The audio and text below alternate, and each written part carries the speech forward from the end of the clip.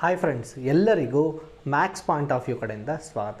ನಾವಿವತ್ತು compound ಇಂಟ್ರೆಸ್ಟಲ್ಲಿ quarterly ಅನ್ನೋ topic ಮೇಲೆ ಕ್ವಶನ್ಸ್ನ ಹೇಗೆ ಸಾಲ್ವ್ ಮಾಡೋದು ಅಂತ ತಿಳ್ಕೊಳ್ಳೋಣ.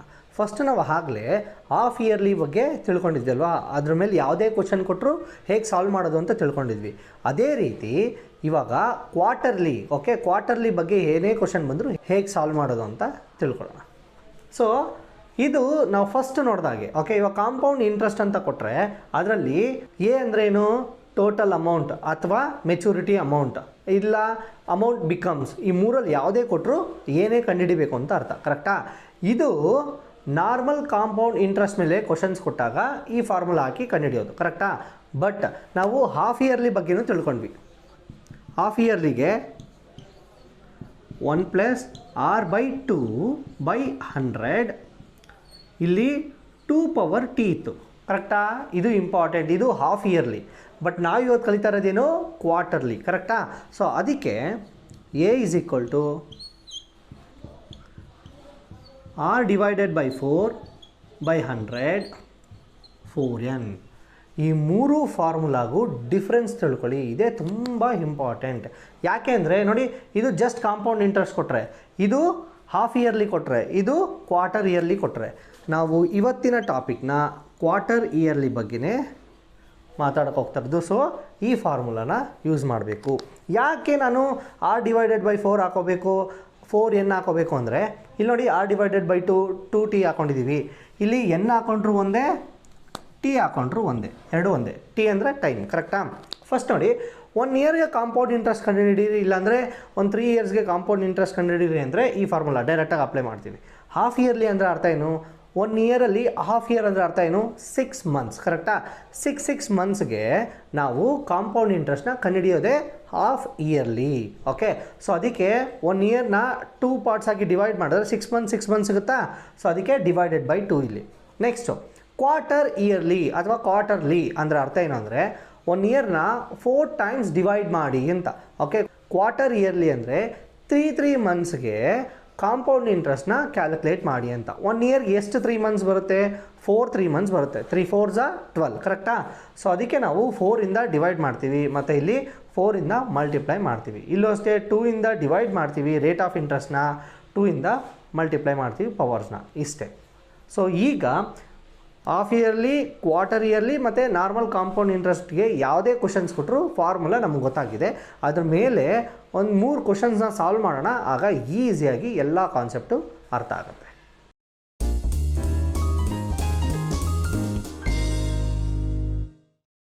ನಮ್ಮ ಫಸ್ಟ್ ಕ್ವಶನ್ ಮುಖಾಂತರ ಕ್ವಾರ್ಟರ್ಲಿ ಕಾನ್ಸೆಪ್ಟ್ನ ಹೇಗೆ ಸಾಲ್ವ್ ಮಾಡೋದು ಅಂತ ತಿಳ್ಕೊಳ್ಳೋಣ. The sum of ₹10,000 for 6 months at the rate of 20% per annum. Find the compound interest compounded quarterly. ನೋಡಿ, ಕ್ವಶನಲ್ಲಿ ಕ್ವಾರ್ಟರ್ಲಿ ಅಂತ ಬಂದಿದೆಯಾ, ಕಾಂಪೌಂಡೆಡ್ ಕ್ವಾರ್ಟರ್ಲಿ ಅಂತ ಬಂದಿದೆಯಾ. ಸೊ ಕ್ವಾರ್ಟರ್ಲಿ ಮೆಥಡ್ನೇ ಅಪ್ಲೈ ಮಾಡಬೇಕು. ಇಲ್ಲಿ ಏನು ಕೊಟ್ಟಿದ್ದಾರೆ? ಸಮ್ ಅಂದ್ರೇನು? ಪ್ರಿನ್ಸಿಪಲ್. ರೇಟ್ ಅಂದ್ರೇನು? ಆರ್ ಅಲ್ವಾ. ಓಕೆ, ನೆಕ್ಸ್ಟು ಟೈಮ್ ಎಷ್ಟು ಕೊಟ್ಟಿದ್ದಾರೆ? 6 ಮಂತ್ಸಲ್ಲಿ ಕೊಟ್ಟಿದ್ದಾರೆ. ಇದೇ ಇಂಪಾರ್ಟೆಂಟ್. ಮಂತ್ಸ್ ಯಾವತ್ತೇ ಇದ್ದರೂ ಇಯರಲ್ಲಿ ಇರಬೇಕು, ಬಟ್ ಇಲ್ಲೇನಿದೆ? ಮಂತ್ಸಲ್ಲಿದೆ. ಸೊ ಈ ಕೊಟ್ಟಿರೋ ಮಂತ್ಸ್ನ 12ಇಂದ ಡಿವೈಡ್ ಮಾಡಿದ್ರೆ ನಮಗೆ ಇಯರ್ ಆಗಿ ಕನ್ವರ್ಟ್ ಆಗಿಬಿಡುತ್ತೆ. ಈಗ ನಮಗೆ ಕೇಳಿರೋದೇನು? ಕಾಂಪೌಂಡ್ ಇಂಟ್ರೆಸ್ಟ್ ಎಷ್ಟು ಅಂತ ಕಂಡುಹಿಡಿಬೇಕಂತೆ, ಅದು ಕ್ವಾರ್ಟರ್ಲಿ ಇರಬೇಕಂತೆ. ಸೊ ಏನೇನು ಕೊಟ್ಟಿದ್ದಾರೆ ಬರ್ಕೊಂಬಿಡೋಣ. ಫಸ್ಟು ಪಿ ಎಷ್ಟು? ₹10,000. ನೆಕ್ಸ್ಟು ಆರು 20% per annum. ನೆಕ್ಸ್ಟು ಟೈಮ್ ಎಷ್ಟು ಕೊಟ್ಟಿದ್ದಾರೆ? 6 ಮಂತ್ಸ್ ಅಲ್ವಾ. ಸೊ 6/12 ಮಾಡಿದ್ರೆ ನಮಗೆ ಅದು ಇಯರಾಗಿ ಕನ್ವರ್ಟ್ ಆಗುತ್ತೆ. ಗೊತ್ತಾಯ್ತಾ? ಸೊ PRT ಈ 3 ಗೊತ್ತಿದ್ರೆ ಆರಾಮ್ಸೆ ನಾವು ಟೋಟಲ್ ಅಮೌಂಟು ಕಂಡುಹಿಡಿಬೋದು ಮತ್ತು ಕಾಂಪೌಂಡ್ ಇಂಟ್ರೆಸ್ಟು ಕಂಡುಹಿಡಿಬೋದು. ಇಲ್ಲಿ ಒಂದು ಟ್ವಿಸ್ಟ್ ಇದೆ. ಏನು ಅಂದರೆ, ಅವ್ರು ಕೇಳಿರೋದು ಕಾಂಪೌಂಡ್ ಇಂಟ್ರೆಸ್ಟು, ಬಟ್ ನಾವು ಕಂಡುಹಿಡಿತಿರೋದೇನು? Total amount. ಯಾಕೆ ಈ ಥರ ಕಂಡುಹಿಡಿತಾ ಇದ್ದೀವಿ ಅಂದರೆ, ಕಾಂಪೌಂಡ್ ಇಂಟ್ರೆಸ್ಟ್ ಫಾರ್ಮುಲಾನ ಯೂಸ್ ಮಾಡಿಕೊಂಡು ನಾವು ಕ್ಯಾಲ್ಕುಲೇಟ್ ಮಾಡಿದ್ರೆ ಕ್ಯಾಲ್ಕುಲೇಷನ್ ತುಂಬಾ ಡಿಫಿಕಲ್ಟ್ ಆಗಿರುತ್ತೆ. ಸೊ ಅದಕ್ಕೆ ನಾವೇನು ಮಾಡ್ತೀವಿ ಅಂದರೆ, ಫಸ್ಟು ಕಂಡುಹಿಡಿತೀನಿ ಟೋಟಲ್ ಅಮೌಂಟು, ಅದರಲ್ಲಿ ಪಿನ ಪ್ರಿನ್ಸಿಪಲ್ ಅಮೌಂಟ್ ಅಥವಾ ಸಮ್ನ ಮೈನಸ್ ಮಾಡಿದ್ರೆ ನಮಗೆ ಕಾಂಪೌಂಡ್ ಇಂಟ್ರೆಸ್ಟ್ ಸಿಕ್ಬಿಡುತ್ತೆ. ಅಂದರೆ ನೋಡಿ, CI = A - P. ಇದು ಕಾಂಪೌಂಡ್ ಇಂಟ್ರೆಸ್ಟ್ ಕಂಡುಹಿಡಿಯೋದಕ್ಕೆ ಫಾರ್ಮುಲಾ. ಕರೆಕ್ಟಾ? ಸೊ ನಾನು ಫಸ್ಟು ಕಂಡುಹಿಡಿತೀನಿ. ಆಮೇಲೆ ಪಿನ ಮೈನಸ್ ಮಾಡ್ತೀನಿ, ಆಗ ಸಿ ಐ ಸಿಕ್ಬಿಡುತ್ತೆ. ಸಿ ಐ ಕಂಡುಹಿಡಿಯೋದಕ್ಕೂ ಫಾರ್ಮುಲಾ ಇದೆ, ಬಟ್ ಅದರಲ್ಲಿ ಸ್ಟೆಪ್ಸ್ ಜಾಸ್ತಿ ಇರುತ್ತೆ ಮತ್ತು ಕ್ಯಾಲ್ಕುಲೇಷನ್ ಸಹ ಡಿಫಿಕಲ್ಟ್ ಆಗಿರುತ್ತೆ. ಓಕೆ, ಸೊ ಇದಕ್ಕೆ ಫಾರ್ಮುಲಾ ಏನು? A is equal to P 1 plus R/4, ಇದೇ important, divided by 100 to the power 4t. ಕರೆಕ್ಟಾ? ಇದೇ ಇಂಪಾರ್ಟೆಂಟ್. ಸೊ R/4 ಮತ್ತು 4t ಸಖತ್ ಇಂಪಾರ್ಟೆಂಟ್. ಎ ಗೊತ್ತಿಲ್ಲ, ಸೊ ಪಿ ಏನು 10,000 ಇದೆ. 1 ಪ್ಲಸ್ ಆರ್ ಏನು R20 ಇದೆ. 20/4 ಎಷ್ಟು? 5. So 5/100 power 4. ಟಿ ಅಂದ್ರೇನು? 6/12. 6/12. 6/12 ಯಾಕೆ ಅವ್ರು ಕೊಟ್ಟಿರೋದೇ 6 ಮಂತ್ಸ್ ಅಲ್ವಾ?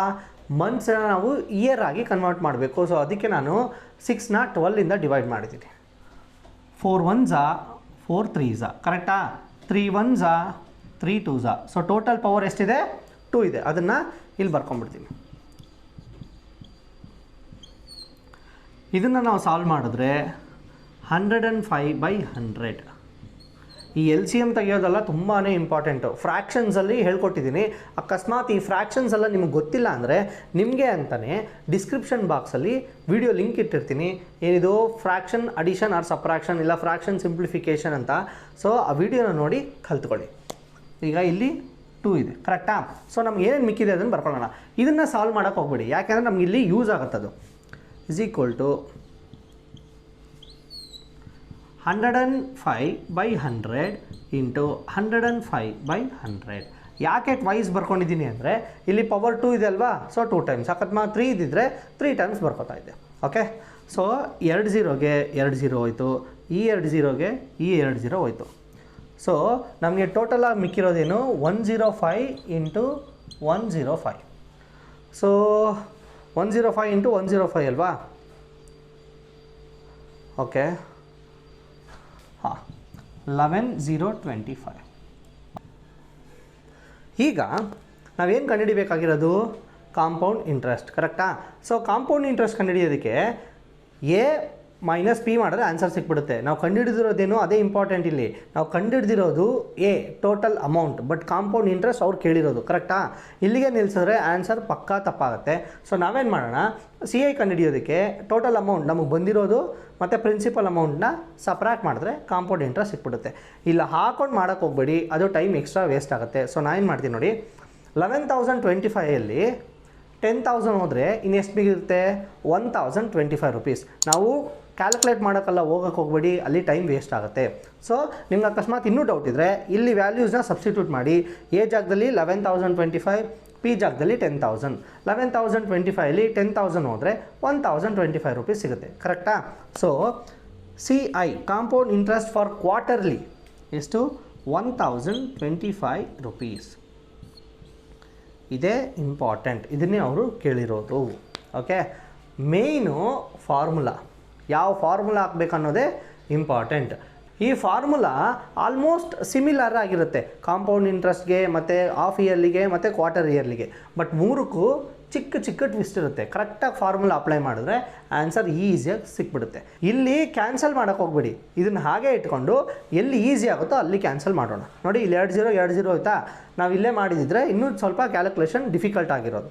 ಸೊ 105 ಇಂಟು 105 ಮಾಡಿದಾಗ ನಮಗೆ 11,025 ಬಂತು. ಸಿ ಐ ಬೇಕು ಅಂದರೆ ಕಂಡುಹಿಡ್ದಿರೋ ಎ ಮೈನಸ್ ಕೊಟ್ಟಿರೋ ಪಿ, ಇದನ್ನು ಮಾಡಿದ್ರೆ ನಮಗೆ ಸಿ ಐ ಸಿಕ್ಬಿಡುತ್ತೆ. ಇಷ್ಟೇ. ಈಗ ನಮ್ಮ ಸೆಕೆಂಡ್ ಕ್ವಶನ್ ಹೇಗೆ ಸಾಲ್ವ್ ಮಾಡೋದು ನೋಡೋಣ. Find the compound interest on ₹30,000 for 6 months at the rate of 24% per annum which is compounded quarterly. ಓಕೆನಾ? ಸೊ ಫಸ್ಟು ಒಂದು ಸಮ್ ಕೊಟ್ಟಿದ್ದಾನೆ 30,000 ರುಪೀಸ್, ಅದು ಪ್ರಿನ್ಸಿಪಲ್ ಅಮೌಂಟ್. ನಾನು ಸ್ಟಾರ್ಟಿಂಗಲ್ಲಿ ಯಾರಿಗಾದ್ರೂ ಕೊಡ್ತೀನಲ್ಲ ಅದು. ಫಾರ್ 6 months, 6 monthsಗೆ ಯಾರಿಗಾದ್ರೂ ಬಡ್ಡಿ ಕೊಟ್ಟಿರ್ತೀನಿ. ಎಷ್ಟು ಪರ್ಸೆಂಟ್ ಬಡ್ಡಿ? 24% ಬಡ್ಡಿ ಕೊಟ್ಟಿರ್ತೀನಿ. Which is compounded quarterly. Okay, quarterly ಅಂದರೆ ಅರ್ಥ ಏನು? ಆಗಲೇ ತಿಳ್ಕೊಂಡಂಗೆ 3 monthsಗೂ ಸಪ್ರೇಟ್ ಬಡ್ಡಿ ಅಂತ ಅರ್ಥ, ಕರೆಕ್ಟಾ? ಸೊ ಈಗ ಫಸ್ಟ್ ಏನು ಕೊಟ್ಟಿದ್ದಾರೆ ಅದನ್ನು ಬರ್ಕೊಂಬಿಡೋಣ. ಪಿ ಎಷ್ಟು? 30,000. ಟಿ ಎಷ್ಟು? 6 ಅಂತ ಅಲ್ಲಿ ರೀಪ್ಲೇಸ್ ಮಾಡಿದ್ರೆ ಆನ್ಸರ್ ತಪ್ಪಾಗ್ಬಿಡುತ್ತೆ. ಯಾಕೆ? 6 ಕೊಟ್ಟಿರೋದು ಮಂತ್ಸಲ್ಲಿ, ಬಟ್ ನಮಗೆ ಬೇಕಾಗಿರೋದು ಇಯರ್ಸಲ್ಲಿ. ಸೊ ಡಿವೈಡೆಡ್ ಬೈ 12 ಈಗ ಇದು ಇಯರ್ಸ್ ಆಗಿ ಕನ್ವರ್ಟ್ ಆಗುತ್ತೆ. ನೆಕ್ಸ್ಟ್ ಆರ್ ಏನು ಕೊಟ್ಟಿದ್ದಾನೆ, ಆರ್ 24% ಪರ್ ಆ್ಯನಮ್. ಓಕೆ, ಇದು ಕೊಟ್ಟಿರೋ ಡೇಟಾ. ಇದನ್ನ ಇಟ್ಕೊಂಡು ನಾವು ಎ ಕಂಡುಹಿಡಿಯೋಣ. ಎ ಕಂಡುಹಿಡಿದು ಪಿ ಯಲ್ಲಿ ಮೈನಸ್ ಮಾಡಿ ಕಾಂಪೌಂಡ್ ಇಂಟ್ರೆಸ್ಟ್ ನಮಗೆ ಸಿಕ್ಕುತ್ತೆ. So A is equal to P 1 plus R by 4/100 power 4t. ಈ ಆರ್ ಬೈ 4 ಮತ್ತು 4t ತುಂಬಾ ಇಂಪಾರ್ಟೆಂಟ್. ನೆಕ್ಸ್ಟು ಪ್ರಿನ್ಸಿಪಲ್ ಎಷ್ಟು, 30,000 ಕರೆಕ್ಟಾ. 1 ಪ್ಲಸ್ ಆರ್ ಬೈ 4, ಆರ್ ಎಷ್ಟು 24, 24/4 ಎಷ್ಟು 6 ಕರೆಕ್ಟಾ. ಸೊ 6/100 ಪವರ್ 4 ಇಂಟು ಟಿ ಅಲ್ವಾ, 4 ಹಾಗೆ ಬರ್ಕೋತೀನಿ. ಟಿ ಏನು 6/12 ಕರೆಕ್ಟಾ. 4 1s 4 3s 3 1s 3 2s. So total power ಎಷ್ಟು 2 ಇದೆ. ಈಗ 30,000 ಹಾಗೆ ಬರ್ಕೋತೀನಿ. ಈ ಒಳಗಡೆ ನಾವು ಸಿಂಪ್ಲಿಫೈ ಮಾಡಿದ್ರೆ 106/100 ಪವರ್ 2 ಕರೆಕ್ಟಾ. ಇದೇ ಇಂಪಾರ್ಟೆಂಟ್. ಈ ಪವರ್ 2 ಇದೆಯಲ್ಲ, ಇದನ್ನು ಎರೇಸ್ ಮಾಡಿ ನಾನು ಇದನ್ನು 2 ಟೈಮ್ಸ್ ಬರ್ಕೊಂಡ್ರು ಅದು ಕರೆಕ್ಟಾ. ಸೊ ಪವರ್ 2 ಇದ್ದರೆ 2 ಟೈಮ್ಸ್ ಬರ್ಕೊಳ್ಳಿ, ಪವರ್ 3 ಇದ್ದರೆ 3 ಟೈಮ್ಸ್ ಬರ್ಕೊಳ್ಳಿ. ಈಗ 2 0ಗೆ 2 0, ಈ 2 0ಗೆ ಈ 2 0. ಈಗ ನಮ್ಮ ಹತ್ರ ಏನೇನು ಮಿಕ್ಕಿದೆ, 106 ಇಂಟು 106 ಅದು ಬ್ರ್ಯಾಕೆಟ್ ಒಳಗಡೆ. ಸೊ 106 ಇಂಟು 106 ಮಾಡಿದ್ರೆ ಓಕೆ 3 2 0 1 1. ಓಕೆ, ಸೊ ಈ 3 ಹಾಗೆ ಬರ್ಕೋತೀನಿ ಇಂಟು ಬ್ರ್ಯಾಕೆಟ್ಸ್ ಅಂದರೆ ಮಲ್ಟಿಪ್ಲಿಕೇಶನ್ ಅಲ್ವಾ, 1 1 2 3 6. ಓಕೆನಾ. ಸೊ ಇದನ್ನು ಮಲ್ಟಿಪ್ಲೈ ಮಾಡಿಬಿಡೋಣ. 3 6 18 1 ಕ್ಯಾರಿ, 3 3 9 0 1 ಕ್ಯಾರಿ, 3 2 6 1 7 ಕರೆಕ್ಟಾ.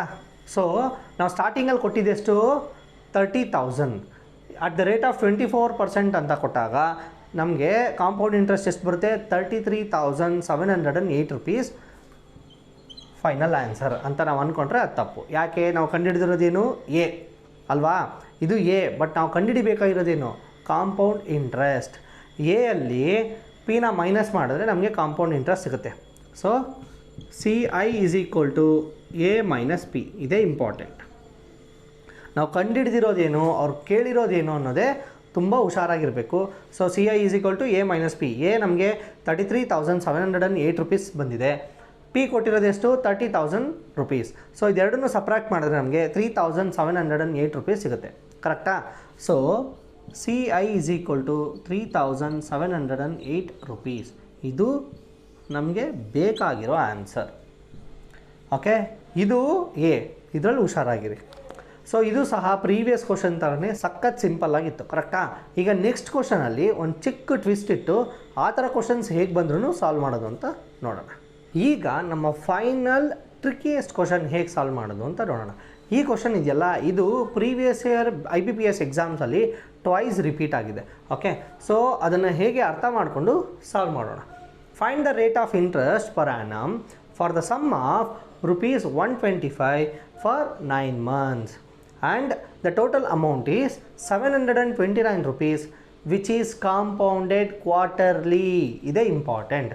ಏನೇನು ಕೊಟ್ಟಿದ್ದಾರೆ, ಸಮ್ ಕೊಟ್ಟಿದ್ದಾರೆ. ಸಮ್ ಅಂದ್ರೇನು, ಪ್ರಿನ್ಸಿಪಲ್ ಅಮೌಂಟ್ ಅದೆಷ್ಟು 125 rupees. ನೆಕ್ಸ್ಟು ಟೈಮ್ ಕೊಟ್ಟಿದ್ದಾರೆ. ಟೈಮ್ ಎಷ್ಟು 9 months. ಆಮೇಲೆ ಟೋಟಲ್ ಅಮೌಂಟ್ 725 rupees ಕೊಟ್ಟಿದ್ದಾರೆ. ಇಲ್ಲಿ ನೋಡಿ, ಕೊಟ್ಟಿರೋದು ನಾನು ಯಾರಿಗಾದ್ರೂ ಸಾಲ 125 rupees ಅಷ್ಟೇ, ಬಟ್ ಬರಬೇಕಾದ್ರೆ ನನಗೆ 725 rupees ಬರುತ್ತೆ. ಹಂಗಂದರೆ ತುಂಬ ಪಟ್ಟು ಜಾಸ್ತಿ ನಾನು ರಿಸೀವ್ ಮಾಡಿದ್ದೀನಿ ಕರೆಕ್ಟಾ. ಹಾಗಾದರೆ ಇದಕ್ಕೆ ರೇಟ್ ಆಫ್ ಇಂಟ್ರೆಸ್ಟ್ ಎಷ್ಟು ಅಂತ ಕಂಡುಹಿಡಿಬೇಕು. ಇದು ಕಾಂಪೌಂಡೆಡ್ ಕ್ವಾರ್ಟರ್ಲಿ. ಸೊ ಏನು ಕೊಟ್ಟಿದ್ದಾರೆ ಅದನ್ನು ಬರ್ಕೊಂಬಿಡೋಣ. P is equal to 125 rupees, R is equal to ಗೊತ್ತಿಲ್ಲ. Next time is equal to 9 months ಕೊಟ್ಟಿದ್ದಾರೆ. ಆ 9 monthsನ ನಾವು ಇಯರ್ ಆಗಿ ಕನ್ವರ್ಟ್ ಮಾಡಬೇಕು ಅಂದರೆ 12ಇಂದ ಡಿವೈಡ್ ಮಾಡಬೇಕು, ಆಗ ಅದು ಇಯರ್ಸ್ ಆಗಿ ಕನ್ವರ್ಟ್ ಆಗುತ್ತೆ. ನೆಕ್ಸ್ಟು ಎ ಕೊಟ್ಟಿದ್ದಾರೆ. ಎ ಎಷ್ಟು 729 rupees. ಇದು ಅವ್ರು ಕೊಟ್ಟಿರೋ ಡೇಟಾ. ಈಗ ಇದಕ್ಕೊಂಡು ನಾವು ಫಾರ್ಮುಲಾ ಅಪ್ಲೈ ಮಾಡಿ ಆನ್ಸರ್ನ ಕಂಡುಹಿಡಿಯೋಣ. So A is equal to P 1 plus R by 4/100 power 4t. Okay, divided by 4 4t. ಇದು ಇಂಪಾರ್ಟೆಂಟ್, ಕ್ವಾರ್ಟರ್ಲಿ ಅಲ್ವಾ, ಅದಕ್ಕೆ ಎ ಎಷ್ಟು 729 rupees, ಪಿ ಎಷ್ಟು 125 rupees, ಬ್ರಾಕೆಟಲ್ಲಿ 1 ಹಾಗಿರುತ್ತೆ. r/4/100, r/4/100ನ ನಾನು r/400 ಅಂತ ಬರ್ಕೋಬೋದು. ಕರೆಕ್ಟಾ? ಪವರ್ 4, ಟಿ ಎಷ್ಟು 9/12, 4 1s 4 3s 3 1s 3 3s, so total power ಎಷ್ಟು 3. ನೆಕ್ಸ್ಟು 729 ಹಾಗೆ ಬರ್ಕೋತೀನಿ. ಇಲ್ಲಿ ಬ್ರಾಕೆಟ್ ಒಳಗಡೆ ಇರೋದನ್ನು ನಾವು ಫಸ್ಟ್ ಸಾಲ್ವ್ ಮಾಡ್ತಾ ಇದ್ವಿ, ಕರೆಕ್ಟಾ? ಬಟ್ ಒಳಗಡೆ 6 ಮತ್ತು ಪವರ್ ಇರೋದ್ರಿಂದ ನಾವು ಸಾಲ್ವ್ ಮಾಡೋದು ಬೇಡ, ಹಾಗೆ ಇಟ್ಕೊಳ್ಳೋಣ. ಈ 125ನ ಈ ಕಡೆ ಕಳಿಸೋಣ, ಕರೆಕ್ಟಾ? ಈ ಕಡೆ ಏನು ಮಿಗುತ್ತೆ ಹಾಗಾದರೆ 1 + r/400 ಪವರ್ 3, ಕರೆಕ್ಟಾ? ಸೊ ಈಗ ನೋಡಿ, ಈ ಥರ ಕ್ವಶನ್ಸಲ್ಲಿ ಯಾವಾಗಲೂ ಈ ಪವರ್ ಏನಿರುತ್ತೋ ಅದ್ರ ರಿಲೇಟೆಡ್ ನಂಬರ್ಸೇ ಕೊಟ್ಟಿರ್ತಾರೆ. ಇದೇ ಇಂಪಾರ್ಟೆಂಟ್. ಇದೆಲ್ಲ ಒಂಥರ ಹಿಂಟ್ ಇದ್ದಂಗೆ. ಓಕೆ, ಸೊ ಇಲ್ಲಿ ಪವರ್ ಏನಿದೆಯೋ ಅದರ ರಿಲೇಟೆಡ್ ನಂಬರ್ಸೇ ಕೊಟ್ಟಿರ್ತಾರೆ. ಸೊ ಅದನ್ನು ಹೇಗೆ ಸಾಲ್ವ್ ಮಾಡೋದು ನೋಡೋಣ. ಈ ಪವರ್ 3ನ ಈ ಕಡೆ ಕಳಿಸಿದ್ರೆ √3 ಆಗುತ್ತೆ, ಕರೆಕ್ಟಾ? 729 / 125. ಈ 3ನ ಈ ಕಡೆ ಕಳಿಸಿದ್ರೆ √3 ಆಗುತ್ತೆ. ಆದರೆ ಆ ಕಡೆ ಏನು ಮಿಕ್ಕಿರುತ್ತೆ 1 + r/400. ಓಕೆನಾ? ಈಗ ನೋಡಿ √3. ಓಕೆ, 729 ಯಾವುದ್ರದ್ದು ಕ್ಯೂಬ್ ರೂಟು? ಅದು 9ದು, ಕರೆಕ್ಟಾ? ನೆಕ್ಸ್ಟು 125 ಯಾವುದ್ರದ್ದು ಕ್ಯೂಬ್ ರೂಟು? 5. ಸೊ ಈ +1 ಆ ಕಡೆ ಹೋದರೆ -1 = r/400. ಸೊ ಇದನ್ನು ನೀವು ಸಾಲ್ವ್ ಮಾಡಿದ್ರೆ 4/5 ಬರುತ್ತೆ. 4/5 = r/400. ಓಕೆ, ಸೊ ಈ 400 ಆ ಕಡೆ ಕಳಿಸಿದ್ರೆ 1600 / 5 = r. 5 1s 5 3s, ಇನ್ನು 1 ಮಿಕ್ಕಿರುತ್ತಲ್ವಾ, ಇದು 2s. r = 320% interest. Okay, just imagine, ನಮ್ಮ ಕೈಲಿ 10% ಇಂಟ್ರೆಸ್ಟೇ ಕಟ್ಟೋಕ್ಕಾಗಲ್ಲ, ಕರೆಕ್ಟಾ? r = 320% ಇಂಟ್ರೆಸ್ಟ್ ಹಾಕಿರೋದು. ನಮಗೆ ಎಷ್ಟು ಬಂದಿರೋದು ಟೋಟಲ್ ಆಗಿ 729, ಬಟ್ ಕೊಟ್ಟಿರೋದು ಎಷ್ಟು? ಓನ್ಲಿ ₹125. ಗೊತ್ತಾಯ್ತಲ್ವಾ? ಇದು ರೇಟ್ ಆಫ್ ಇಂಟ್ರೆಸ್ಟ್ ಕಂಡುಹಿಡಿಯೋದಕ್ಕೆ ಮೆಥಡ್. ಗೊತ್ತಾಯ್ತಲ್ವಾ? ಸೊ ಕ್ಯಾಲ್ಕುಲೇಷನ್ಸ್ ಎಲ್ಲ ಪ್ರೀವಿಯಸ್ ಕ್ವಶನ್ಗಿಂತ ಸ್ವಲ್ಪ ಡಿಫ್ರೆಂಟ್ ಆಗಿತ್ತು. ಯಾಕೆ? ಅಲ್ಲಿ ಕಾಂಪೌಂಡ್ ಇಂಟ್ರೆಸ್ಟ್ ಕಂಡುಹಿಡಿತಾ ಇದ್ವಿ, ಇಲ್ಲಿ ರೇಟ್ ಆಫ್ ಇಂಟ್ರೆಸ್ಟ್ ಕಂಡುಹಿಡಿತಾ ಇದ್ವಿ. ಇಲ್ಲಿ ಹುಷಾರಾಗಿರ್ಬೇಕು ಈ ಪಾಯಿಂಟ್. ಇಲ್ಲಿ ಕ್ಯೂಬ್ ಅಥವಾ ಸ್ಕ್ವೇರ್ ಏನು ಬರುತ್ತೋ ಅದ್ರ ರಿಲೇಟೆಡ್ ನಂಬರ್ಸೇ ಇರುತ್ತೆ. ಇಲ್ಲಿ ಕ್ಯೂಬ್ ನಂಬರ್ಸ್ ಅಲ್ವಾ ಇದೆರಡು. ಅಕಸ್ಮಾತ್ ಇಲ್ಲಿ ಸ್ಕ್ವೇರ್ ಇದ್ದಿದ್ರೆ ಸ್ಕ್ವೇರ್ ನಂಬರ್ಸ್ ಇರ್ತಾಯಿತ್ತು. ಇದನ್ನು ತಲೆಯಲ್ಲಿ ಇಟ್ಕೊಳ್ಳಿ, ಎಕ್ಸಾಮಲ್ಲಿ ಕ್ರ್ಯಾಕ್ ಮಾಡೋದಕ್ಕೆ ತುಂಬ ಯೂಸ್ ಆಗುತ್ತೆ. ಓಕೆ, ಸೊ ಈಗ ಕಾಂಪೌಂಡ್ ಇಂಟ್ರೆಸ್ಟಲ್ಲಿ ಕ್ವಾರ್ಟರ್ಲಿ ಟಾಪಿಕ್ನ ಹೇಗೆ ಸಾಲ್ವ್ ಮಾಡೋದು ಅಂತ ತಿಳ್ಕೊಂಡ್ವಿ, ಕರೆಕ್ಟಾ? ಇದೇ ರೀತಿ ಇನ್ನೊಂದು 2 ಟಾಪಿಕ್ ಇದೆ, ಅದನ್ನು ಅರ್ಥ ಮಾಡ್ಕೊಳ್ಳಿ. ಆಗ ಕಾಂಪೌಂಡ್ ಇಂಟ್ರೆಸ್ಟಲ್ಲಿ ಕಂಪ್ಲೀಟ್ ಟಾಪಿಕ್ ಏನೇ ಕ್ವಶನ್ ಕೊಟ್ಟರು ಆರಾಮ್ಸೆ ಸಾಲ್ವ್ ಮಾಡ್ಬೋದು, ಕರೆಕ್ಟಾ? ಇದರಲ್ಲಿ ಏನಾದರೂ ನಿಮಗೆ ಡೌಟ್ ಇದ್ದರೆ ಅದು ನಮಗೆ ಕಮೆಂಟ್ ಮಾಡಿ, ನಾವು ಸೊಲ್ಯೂಷನ್ ಜೊತೆಗೆ ರಿಪ್ಲೈ ಮಾಡ್ತೀವಿ. Thank you.